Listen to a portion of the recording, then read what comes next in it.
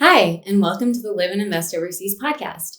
I'm Kat Kalashian, and today we're here to talk about why not a certain place. Usually we talk about the wonderful reasons to move to a certain part of the world. Today we're here to tackle one of the places in the world that we don't cover. We've gotten many questions over the years. Could you tell me why Costa Rica was left off your list of 18 best retirement locations? I purchased and read your book, How to Retire Overseas. I'm wondering why you did not include Costa Rica. We've gotten dozens and dozens, maybe even hundreds of queries about why we don't cover Costa Rica from many people over the years, for good reason. It is one of the world's best known retirement havens. In the 1980s, in fact, it started to earn that status. So it's one of the longest running retirement havens for people looking to go overseas. And in fact, it worked, as I say, it worked very hard to get that status. It actually hired a Madison Avenue ad agency to spin the country as the number one place to go overseas, primarily for Americans, but also for Europeans. They attracted tens of thousands of foreign retirees, Americans and Europeans, who were attracted by the country's very favorable pensionado residency program, so the pensioners visa program, which came with a host of discounts and tax savings and great benefits. And as well, of course, Costa Rica is a naturally beautiful country. It's got a great climate, a beautiful Pacific coast. So absolutely natural to think of it as a wonderful place to retire. Plus, back then, Costa Rica was very affordable. It was cheap enough that the foreigners that went to live there didn't necessarily mind taking the bad with the good. The bad things included the capital, San Jose, which is a dirty, crowded, very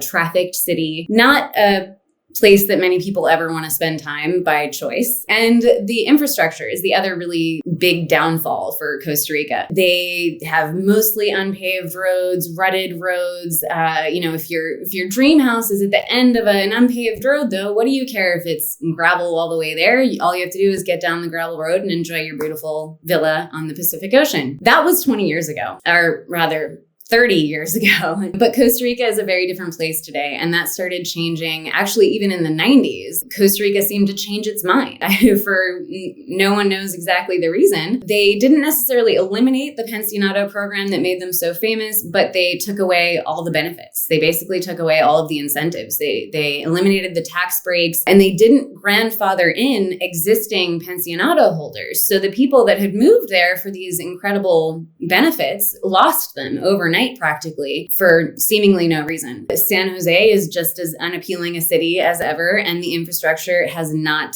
improved. And the cost of living, meantime, has increased due to inflation, but also because of all the foreigners moving in. In some places in the country, real estate just ballooned and was quite out of market for its value. The status quo for infrastructure was broken down and, not a great place to be living. Many of the retirees who had moved there over the course of the 80s decided in the 90s or early thousands to cross the border into Panama, which in the meantime had started to take the place of Costa Rica, offering a wonderful retiree program, another pensionado visa program with some great benefits to attract retirees, plus better infrastructure and the same Pacific coast, plus Caribbean coast, the same wonderful warm climate, sunny days. So many chose to move to Panama instead. We actually have a correspondent who's been living in Costa Rica for quite some time now, decades now. And he tells a story about a guy who bought a house at the end of a road, at the end of a non-road. He bought a piece of property and was told a road was going to be put in. All he had to do was wait a year, two, and he would have a road to his house. 5 years later, there was still no road to his house. So this is the kind of slow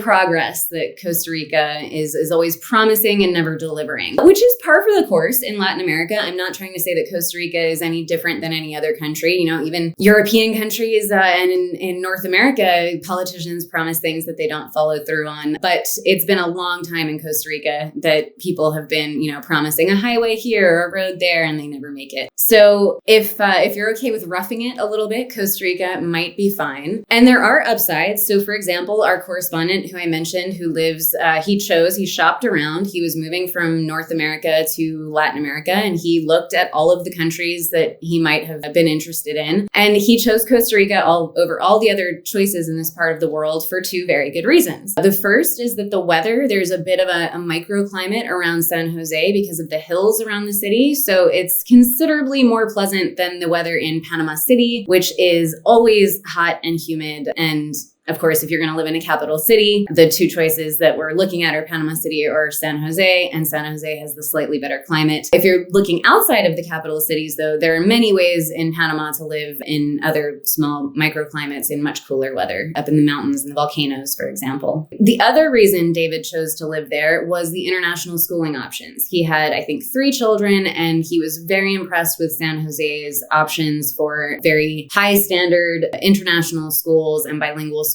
that Panama City at the time was not offering. Today, it does actually offer many, but at the time, not so much. And we're not the only ones to have noticed this. The Costa Rican media outlet actually reported themselves about the deplorable road and bridge conditions that have created a recipe for disaster. The article continues, they are much the same as they were 30 years ago. However, during that time, the population has doubled, and so has the number of cars on the roadways. Obsolete traffic circles are still used in San Jose, and a minor traffic accident can cause jams of up to 5 hours. For a country that wants to become part of the developed world, Costa Rica has to address governmental institutions plagued with problems and delays. The problem, of course, is that the country is broke. There you have it. So, the country nowadays is considerably more expensive than Panama. And the reason I'm always making this comparison is because the countries are right next to each other. And they do offer many of the same things, including the pensionado visa, the climate, etc., the proximity to the US. When you're comparing Costa Rica to Panama, it does really feel like Panama comes out on top in almost every category. The standards of services and infrastructure are far more developed and more reliable. And the government in Panama has made a real mission of improving infrastructure across the country for decades now. And they've followed through on that. And we actually, at the last time we published an article about why we don't talk about Costa Rica, one of our readers wrote in to say, you're absolutely right. Traffic is so bad here in San Jose that car owners are restricted to driving only 3 days a week based on their plate numbers. And even if they fix the roads, the fixes usually only last about 2 months.